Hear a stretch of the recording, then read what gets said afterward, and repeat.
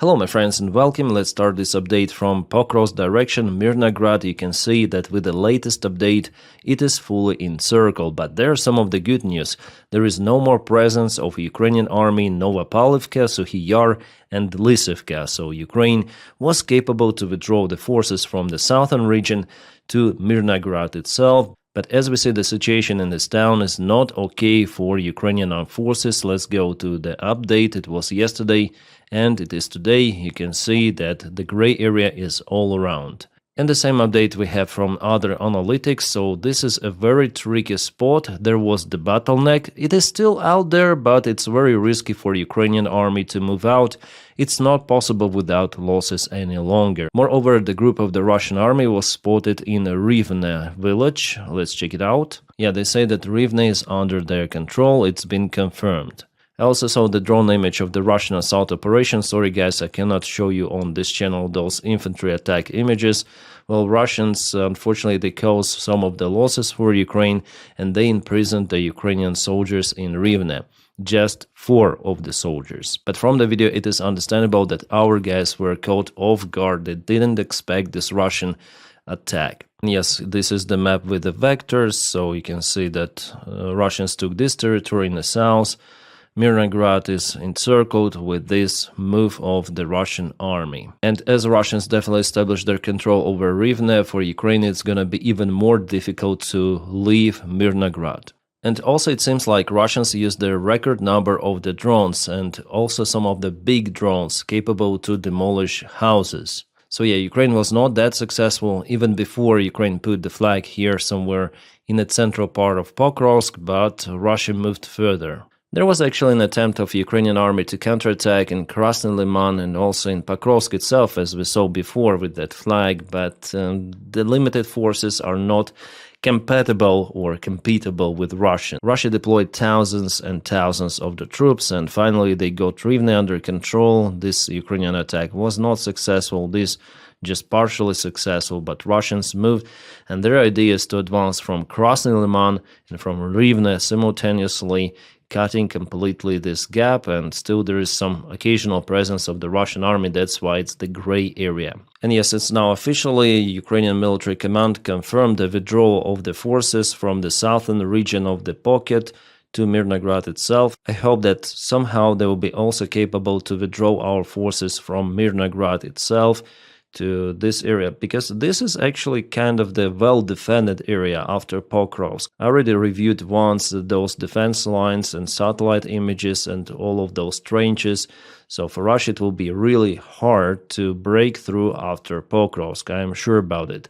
The idea is just to save the lives of Ukrainian troops in Myrnograd. But it seems like Russia is not capable to hold the front lines entirely. For example, Ukraine also has counterattack attempts in Kupiansk, that's the Kharkiv Oblast, and this is the city. Russians stalled there with their forces, and even Russian military bloggers are saying that the situation for Russians in Kupiansk is critical. Even had to partially withdraw the forces from the left bank of the Oskil River, and still there is the presence of their army in the northern area of Kupiansk, but it's not equal to what Putin proclaims himself, that Kupiansk was taken by Russians. No, it's far from it, very far, and with supplies from Golubivka, well, basically Ukraine aims towards every vehicle, every soldier on the way to Kupiansk, so Russia is partially at least trapped there. We'll see how it goes further, because Russians, they definitely need the breakthrough to make this operation for them successful. But it seems like Russia dispersed its forces too much along the front lines. In Zaporizhia and Pokrovsk, Konstantinivka, they also fight for Kupiansk, Kharkiv region. Yeah, too many points of activity. So it seems like Putin understands the problem in the Russian army and he needs more of the cannon fodder. He announced a mobilization basically of reservists to the army for the special drills which will start in 2026.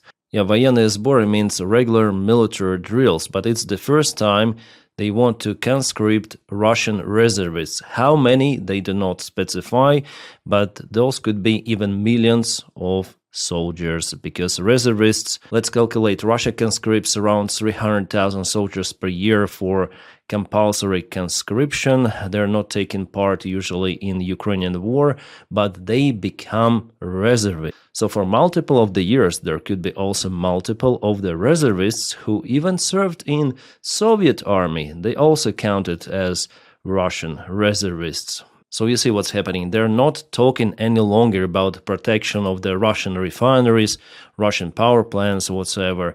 They're calling people for taking part in compulsory military drills in 2026. It means that Russia wants to continue, or even worse, we may expect something even bigger, as I've told you in my last video about the possible attack on other European countries.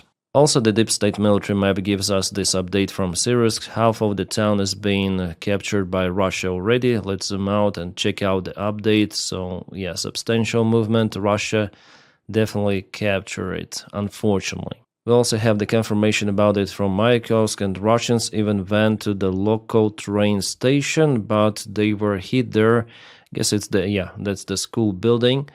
Russians even put their flag there in the school, but it was dismantled by drone. You can see the school is no more. And by the way, here is the very important bridge where Russians spotted there already. So we don't have the specific video about this one, but probably yes, Russians were spotted even here, some of the small group. And also their group is operating in the eastern side. We have somehow on Instagram this video.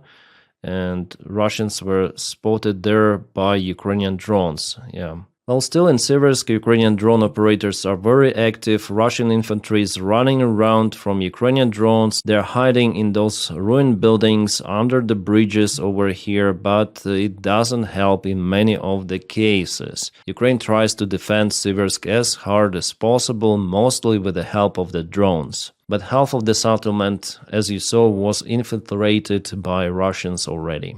And yeah, one of those videos that I showed you, it was from this bridge, and Russian infantry already tried to cross it. So yeah, the situation is not good in Syrsk, and I guess there is just occasional presence of a Ukrainian army in the settlement. Mostly the job is done by the drones. Ukraine tries to avoid direct close-up shooting battles with Russians, but sometimes they're still happening, as for example it was in Rivne in Pokrovsk direction, where Russia took this small village.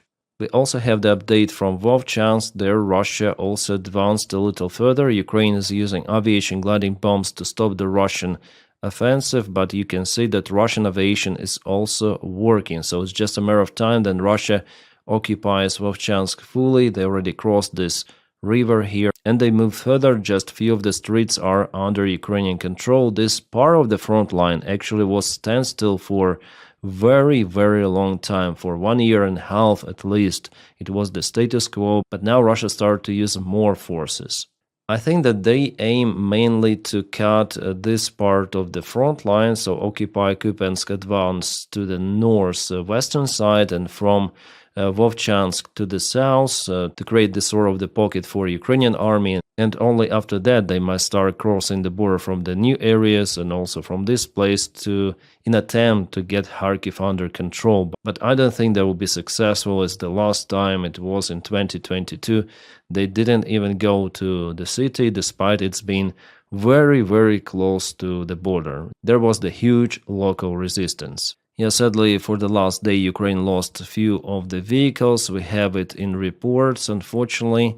Yeah, it is probably a tank that was unfortunately hit. It was hidden underground with a net on the top, masking net, but it was hit, yeah. And now let's go to the southeast region, Gulai-Pole, that's Zaporizhia region. You may see that Ukraine lost a couple of the vehicles even behind Gulai-Pole, quite far away from the front lines and Russian positions. So Russians not even entered this settlement, but still capable to hurt Ukraine behind it. It's not okay, and it shows how any army can get precisely the other one, targeting units further away. Well, not hundreds of kilometers, but Russia also has Landsat drones, which might fly by 100 kilometers at least. But the FPV drones, as it was in this case, they might fly by dozens of kilometers, like 50, 40, already easily, especially fiber optic control drones. So let's check out this loss. Russia showed many destroyed Ukrainian vehicles, actually multiple of the vehicles, yeah, in Gulay-Pole. Those are not the armored infantry fighting vehicles, Bradleys, Strikers or something like that.